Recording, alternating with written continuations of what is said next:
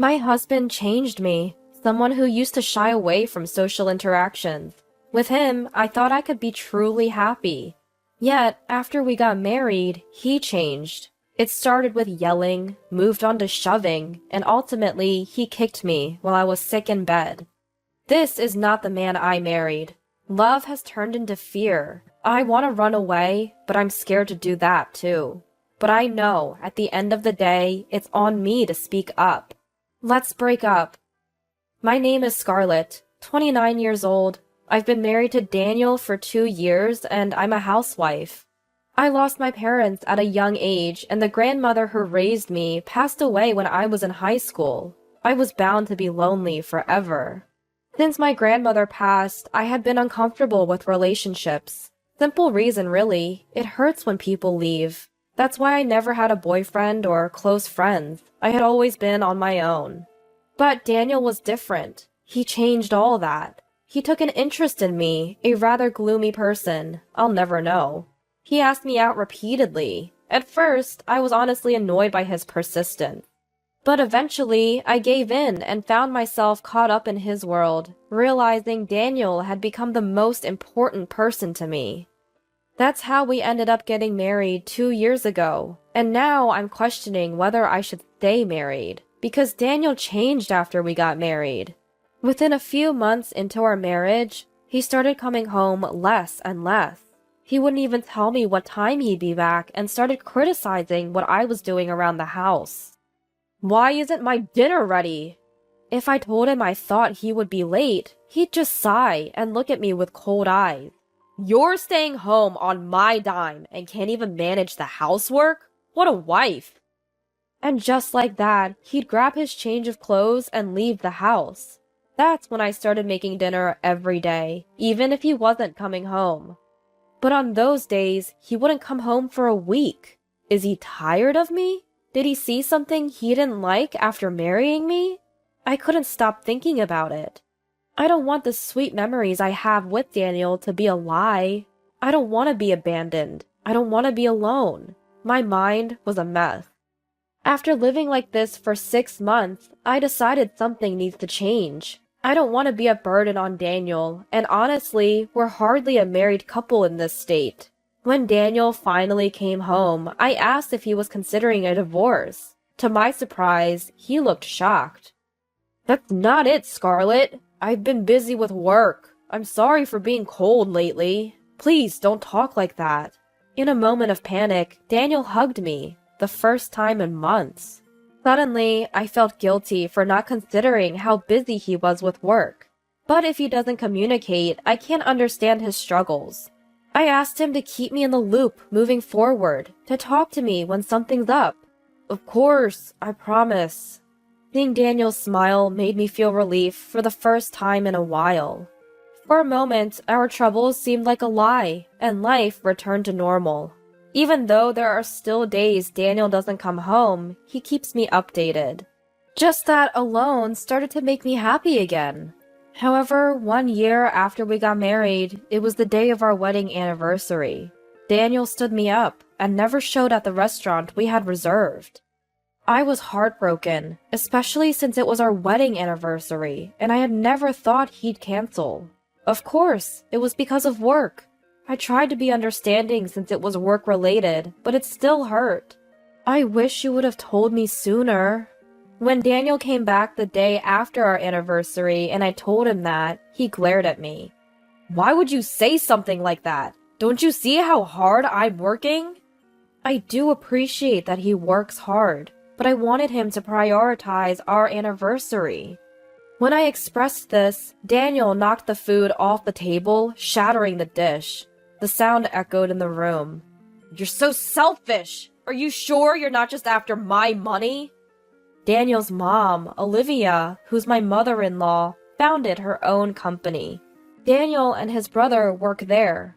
So many have pegged Daniel as the future CEO, and he had warned me that gold diggers had targeted him before. The only one who really loves me is Scarlett, he once happily told me. And honestly, I've never once thought about his family wealth. When I told him this, Daniel looked at me with eyes full of disbelief. Then get a job. You've got too much free time if you're complaining about me. You'd do it if you really loved me, right? Would a job solve this issue? I hesitated, but ultimately nodded. I didn't want Daniel to think I was with him for the money, and more than anything, I didn't want him to leave me. I started to question my sanity. I had come to think that Daniel's anger was a result of something I did. So I found a full-time job. If I tidied up before and after work, Daniel wouldn't complain. Then, one day, Olivia contacted me. "Scarlett, I heard you're working now. What happened? Weren't you planning to quit after getting married?" I responded with a forced smile, saying I had time to spare. Olivia has always been kind to me from the moment we met. She's a busy CEO, but checks in on me. I vividly remember the time we went shopping right after the wedding. She looked at me like a dream had come true. Daniel used to have a sister, who tragically passed away. Maybe that's why Olivia is extra kind to me. "Reach out if you're ever in trouble." Her kind words nearly brought tears to my eyes. I never knew my parents, but I wonder if this is how it'd feel to have a mother. Thinking about it warms my heart a little. I don't want to cause any trouble for Olivia. Supporting her son, Daniel, is my role after all. But that's easier said than done, especially when Daniel doesn't come home. Ever since I started working, there's no longer any money being handed over to me. I mean, we're getting by, but is this really okay? I find myself troubled by the same thoughts over and over. Nothing has changed since back then. Maybe something needs to change. Just when I was thinking this, Daniel came home after a long time. "Did you say anything to Mom?" I tell Daniel about the call I got. He seemed angry at first, but smiled in relief when he found out I hadn't said anything to Olivia. "That's my wife. Make sure to tell Mom we're getting along just fine, okay?" I ask Daniel if we're really doing as well as he thinks. "I can focus on my job as the future CEO because you handle things so well, Scarlett.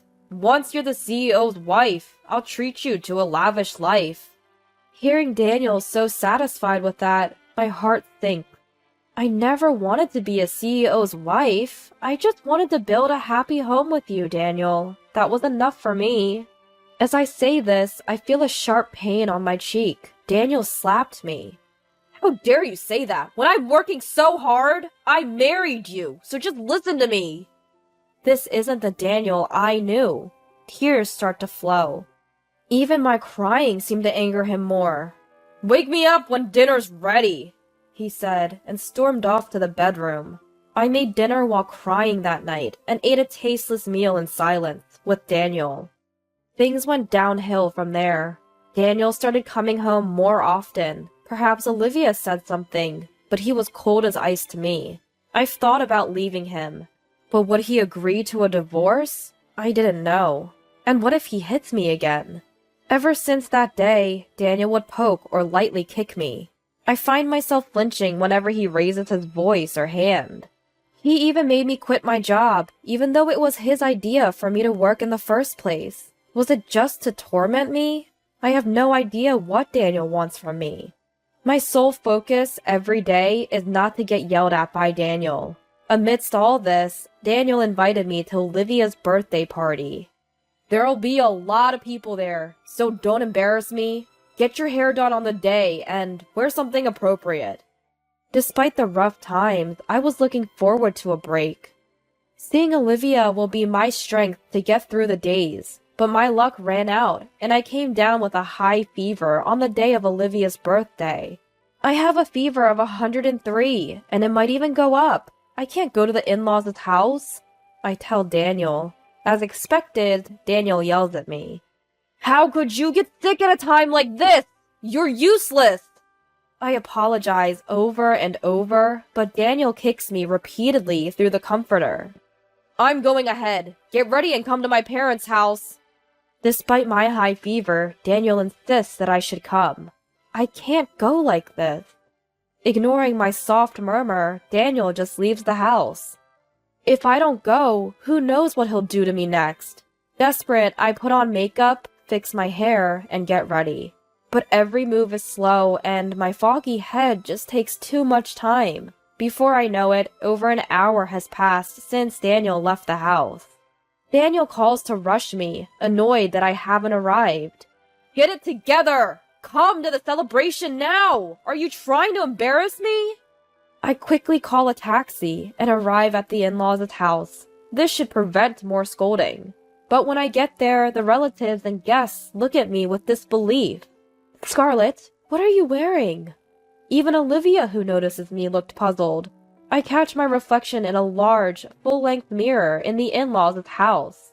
My makeup and hair are a mess. The word disheveled would be an understatement for how I look right now.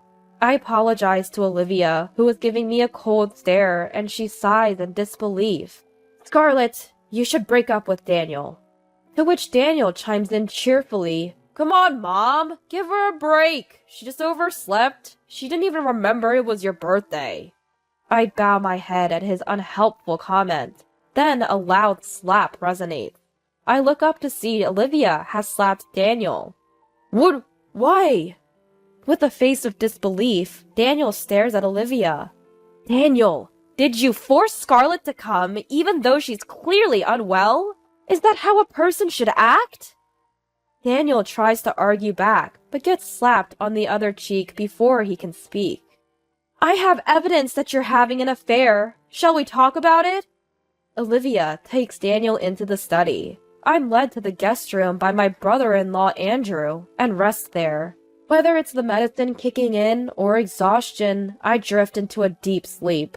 When I wake up, it's nighttime. Daniel sits in submission and Olivia looks exasperated in the living room. Olivia quickly fills me in on what happened. Apparently, Daniel had been dating someone even before we got married, and he had plans to marry her. Turns out, Daniel's ex had a kleptomania issue. She even stole from Olivia when she visited their home. Naturally, Olivia banned her from the house and made it clear that they wouldn't support Daniel if he married her. That's why Daniel chose me as his cover-up. He thought I looked like his late sister and that Olivia would like me. If Olivia approved of me, he figured he would also be in her good graces. Olivia didn't say more, but I think Daniel also saw my docile nature as easy to manipulate. Daniel planned to break up with you after he became the CEO. I've only met Scarlett a few times a year, but she seemed less lively each time. That's why I investigated my son and Scarlett. I'm really sorry about Daniel. With that, everything made sense. Daniel never loved me from the start. Surprisingly, I felt more relieved than sad, because I'd already been thinking I should leave. Love had turned into fear after all the shouting and physical abuse. Olivia, I'm leaving him. Olivia nodded. Daniel, you better pay the alimony properly in court. Sign these divorce papers and this pledge, she demanded. Quit my job? And $50,000 in alimony? Are you kidding? Daniel was in disbelief. As I was trying to wrap my head around the fact that I might lose my job, Daniel turned to me for help. I really loved you, Scarlett. I was just meeting my ex because she's relentless. I didn't know what she'd do if I didn't. Trust me. He pleaded through tears, but his tears weren't for me. I still have the bruise you gave me this morning. I could easily get a medical report and file charges. Sign the papers if you don't want to be sued, I warned him. Olivia, unaware of the physical abuse, burst into tears and started hitting Daniel. You're a terrible person! Don't ever come back home. We're done, she yelled. Afterward, brother-in-law Andrew stepped in. Daniel signed the papers, crying. If he regretted it so much, he shouldn't have done it in the first place, I thought. Maybe I also had a part in this for putting up with it for so long. Watching Daniel cry, I vowed never to neglect my feelings again. After the divorce, I focused on moving and job hunting. It was a hectic time. But Andrew helped with finding a new place, and Olivia even referred me to a job. I was being pampered, really. I managed to find a job in the same field as before, and recently got the offer. Of course, I was hired on merit after a proper interview, not because of connections. But ever since, Olivia has been a bit overprotective of me, which worries me a little. Starting a new job while adjusting to a new lifestyle is bound to be challenging for a while. Still, right now, I feel more satisfied and secure than anxious. About a year after my divorce, I happened to run into my ex-husband Daniel loitering near my workplace. I just wanted to talk. He looked awful. His clothes were dirty, and he lacked the energy he once had. Long story short, he'd been dumped by his girlfriend and wanted to get back together with me. I couldn't help but laugh. I then showed Daniel my hand. On my right ring finger was a new ring I just received. I've been dating your brother recently. Not sure about marriage yet, but I do know he's a much better person than you.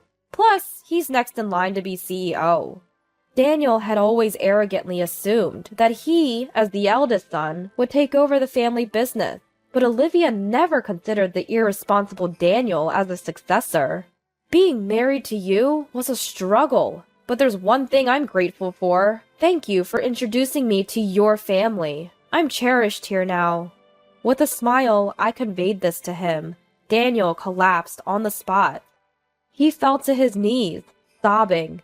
That was the moment I felt truly glad to have left him. While I still can't contemplate marriage due to my history with Daniel, I've decided to once again trust those who supported me during my toughest times. From now on, I'll live being true to my feelings.